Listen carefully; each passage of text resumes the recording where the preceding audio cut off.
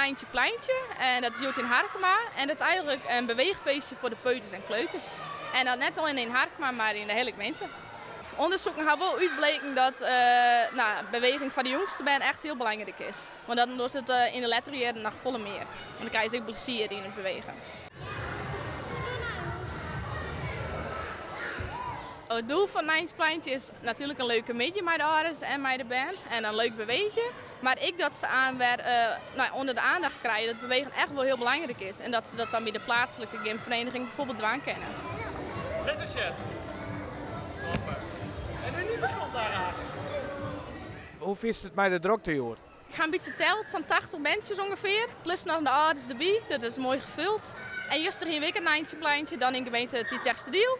En toen weer er staan 100 bandjes. Dus juist doordat er behoefte aan is.